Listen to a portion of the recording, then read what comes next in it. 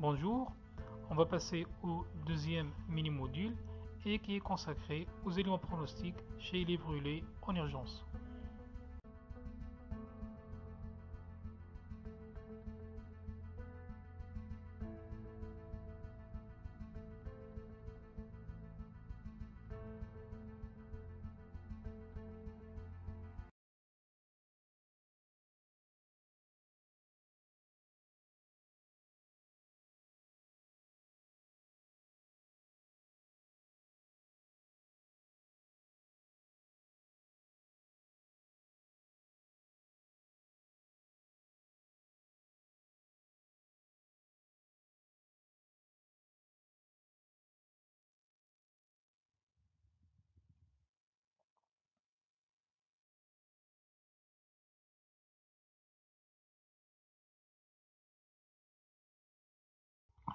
Comment apprécier la gravité locale et générale des brûlures à la phase initiale?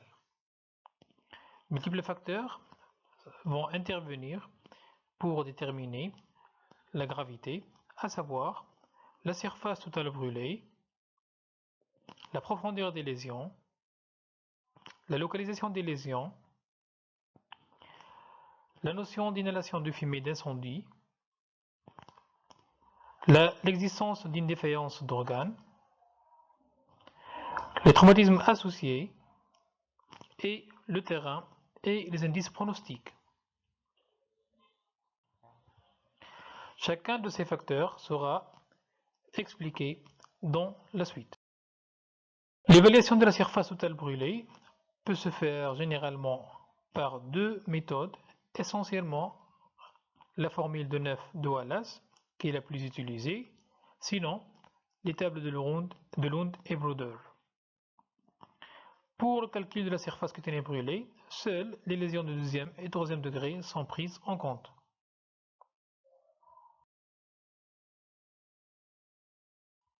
On va commencer par la règle de Neff de Wallace. Donc, 9% pour le tête et le cou, 18% pour la face antérieure du tronc, 18% pour la face postérieure du tronc, 9% pour le membre supérieur, 9% pour le membre inférieur et 1% pour le périnée. Pour la règle de Lund et Bruder, l'évaluation de la surface brûlée dépend de deux facteurs essentiellement, dont l'âge du patient et le siège des lésions. Notez bien que la paume de la main du brûlé représente 1% de sa surface corporelle. Une brûlure est dite étendue lorsqu'elle dépasse 5% de la surface totale chez le nourrisson, 10% de la surface chez l'enfant ou le vieillard et 15 à 20% chez l'adulte.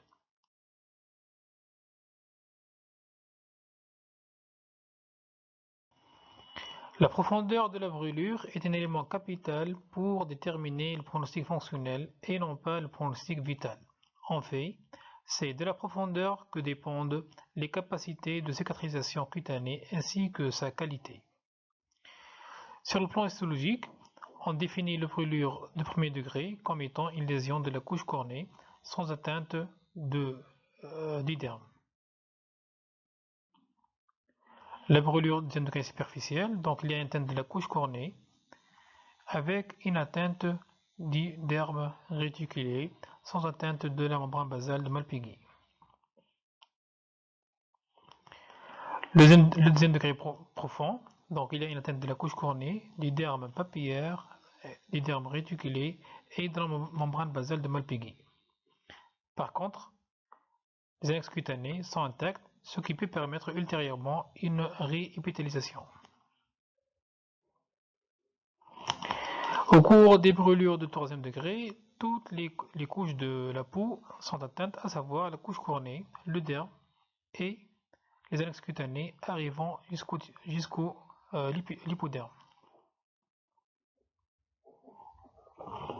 Cliniquement, la brûlure de premier degré va se caractériser par un érythème douloureux, non flétinilaire, l'exemple d'un coup de soleil, et la guérison se fait spontanément en quelques jours et sans laisser de séquelles.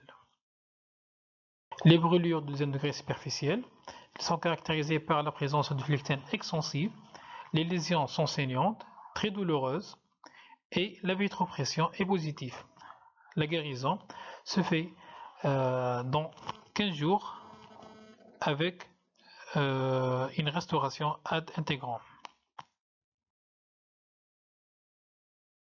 Les brûlures de deuxième degré profond, les flectènes sont plus ou moins présents, des lésions sont peu hémorragiques, ils sont de couleur blanche avec des petits traits rouges, la douleur est moindre, et ceci dû à une atteinte des terminaisons nerveuses. On peut noter une anesthésie partielle, la vitropression est plus ou moins présente et les fanères sont adhérents, ce qui peut les différencier des brûlures de troisième degré en cas de doute. La guérison va mettre beaucoup de temps et les lésions nécessitent souvent le recours à un complément de couverture par greffe de peau et les séquelles sont majeures.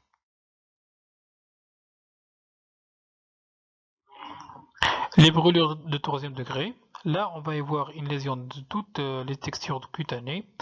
Donc on va avoir une texture de cuir cartonné, la peau a perdu son élasticité, elle est sèche, elle est non hémorragique, elle est indolore, la vitropression est absente et les fanères sont non adhérents. La couleur de la lésion peut aller du blanc nacré, rouge vif ou même brune. L'épidermisation spontanée et la cicatrisation est impossible. Pour la localisation de la brûlure, elle peut engager le pronostic vital comme le pronostic fonctionnel. En fait, au niveau de la face et du cou, on peut noter un œdème des voies aériennes supérieures avec détresse respiratoire, des lésions d'inhalation qui représentent la deuxième cause de décès chez les brûlés après l'infection. Ainsi, le pronostic vital est engagé.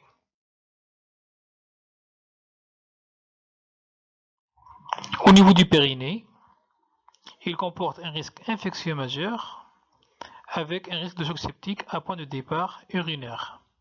Ceci peut se voir lors de la pose d'un cathéter suspensif à travers une paroi brûlée ou par la souillure par les selles imposant une rapide colostomie de dérivation.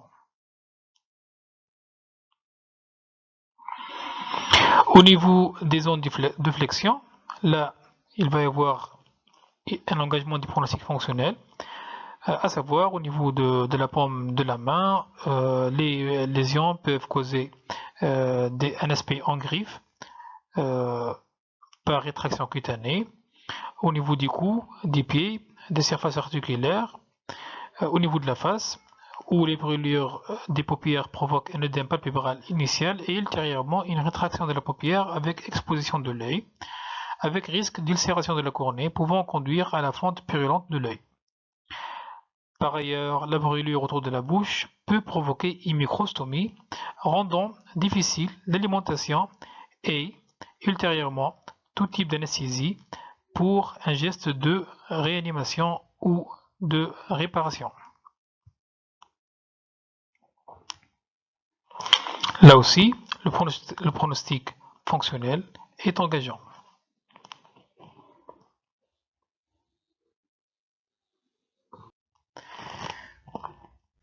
Les brûlures profondes circulaires réalisent un équivalent de syndrome des loges. Il impose de réaliser des incisions de décharge dans les premiers 6 heures.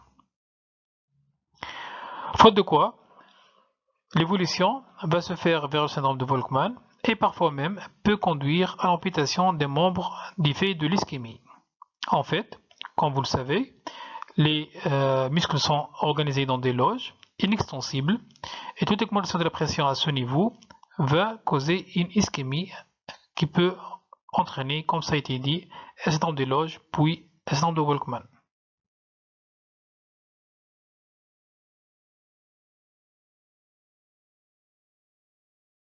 La recherche de traumatismes associés, qui sont fréquentes et souvent méconnues, Il est donc impératif d'examiner le brûlé comme tout autre blessé sans aucun risque de l'infecter. La brûlure reste stérile pendant les 12 premières heures. Notez bien que brûlure plus autre chose égale autre chose, c'est-à-dire qu'il faut toujours commencer par la prise en charge d'un traumatisme associé, essentiellement crânien, abdominal ou viscéral.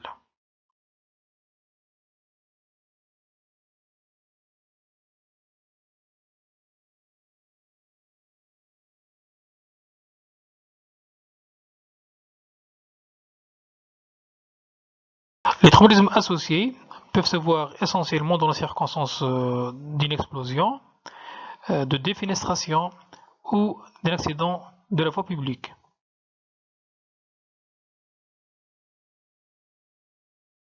Notez bien qu'un brûlé est toujours conscient, c'est-à-dire que toute altération de l'état de conscience doit faire rechercher deux étiologies, soit une intoxication associée, soit un polytraumatisme. Donc, un scanner cérébral permet la prise en charge en toute sécurité d'un patient ayant présenté une perte de conscience initiale post-traumatique.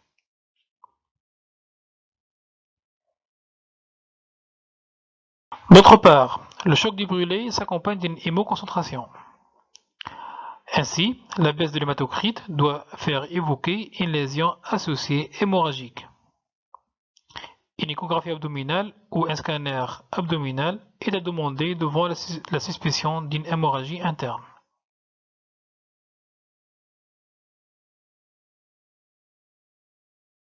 Les fractures, il pose deux problèmes. 1. L'œdème et la brûlure peuvent masquer les déformations caractéristiques des fractures, telles que les déformations d'onde de fourche, des fractures de l'extrémité inférieure du radius. Il faut les rechercher en se souvenant que l'association brûlure circulaire et hématome périfracturaire est cause d'un syndrome des loges très précoce.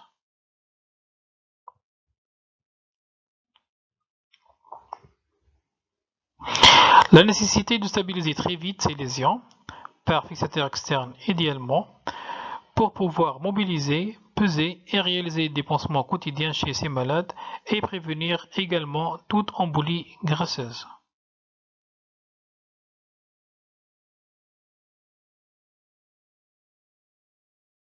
L'association intraumatisme crânien ou thoracique, ce sont des extrêmes urgences.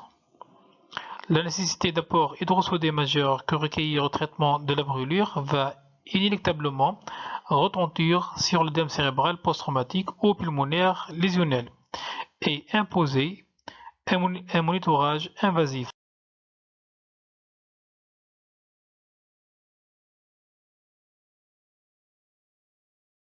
Les lésions pulmonaires par brûlure respiratoire ou par lésion d'inhalation sont toujours suspectées devant la présence d'un toux, d'une dysphonie, de suie dans les crachats,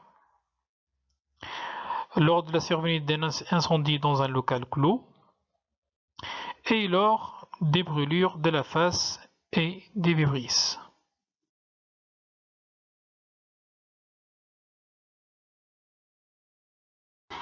Il faut souligner la particulière gravité des lésions d'inhalation.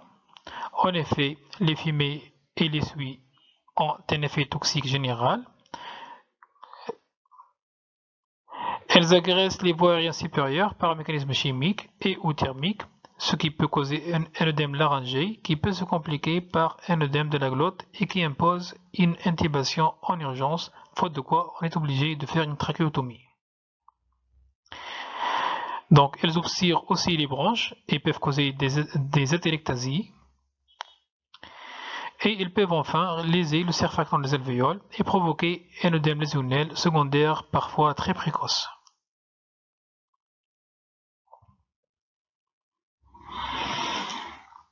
Là, la bronchoscopie est l'examen diagnostique le plus performant.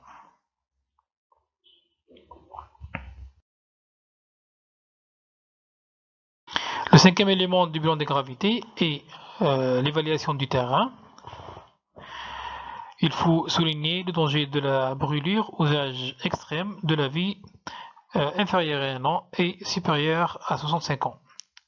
Le pronostic est aggravé s'il y a des tares associées telles que des coronaropathies, un diabète, des BPCO, INSEROS, etc. Il existe des formules pour l'évaluation de l'importance statistique du risque vital encouru par le brûlé, à savoir le score IBS, le score debout et le score ABSI.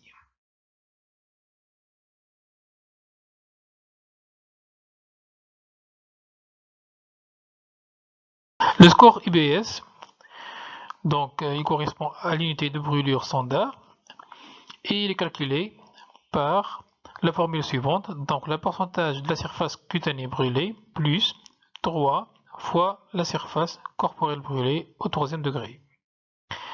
NIBS maximum est égal à 400. Lorsqu'il est inférieur à 40, le pronostic est bon. 3 groupes de gravité croissante, à savoir une brûlure dite grave lorsque l'UBS est compris entre 50 et 100, brûlure très grave lorsque l'UBS est supérieur à 100, inférieur à 200, et la survie est souvent impossible lorsque UBS est supérieur à 200.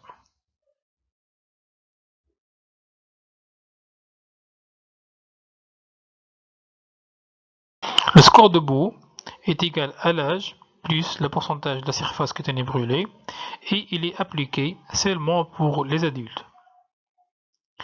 Un score debout supérieur à 100, la mortalité est aux alentours de 90%. Un score debout supérieur à 75, la brûlure est dite grave.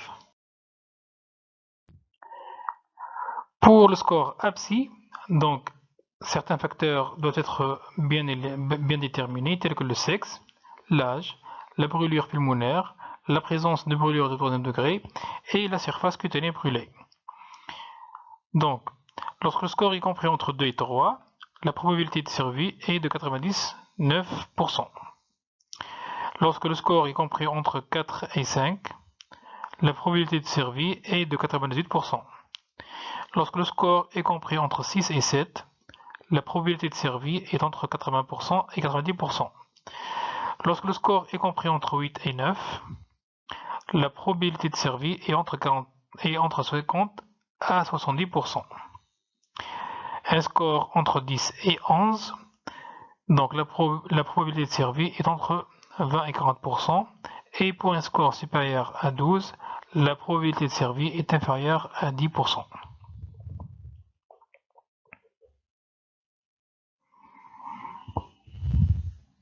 À l'issue de ce bilan, on peut définir certains critères de gravité. Donc, une brûlure est dite grave lorsque les brûlures de troisième degré dépassent 10% de la surface cutanée brûlée. Lorsque les brûlures de deuxième degré sont supérieures à 25% chez l'adulte et 10% chez le nourrisson ou l'enfant. Lorsque la brûlure siège au niveau de la face, au niveau des mains, au niveau des pieds et ou du périnée. Lorsqu'il s'agit d'une brûlure chimique ou électrique. Lorsqu'il s'agit d'une brûlure associée à une pathologie.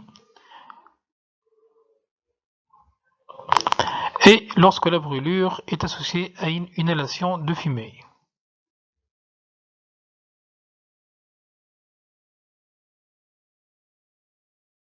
D'autre part, certains facteurs indépendants peuvent augmenter la mortalité. À noter, une surface brûlée totale supérieure à 40%, un âge supérieur à 60 ans et la présence d'inhalation de fumée. Comme vous le voyez, la notion d'inhalation de fumée intervient dans la plupart des facteurs de gravité et c'est un élément à rechercher systématiquement.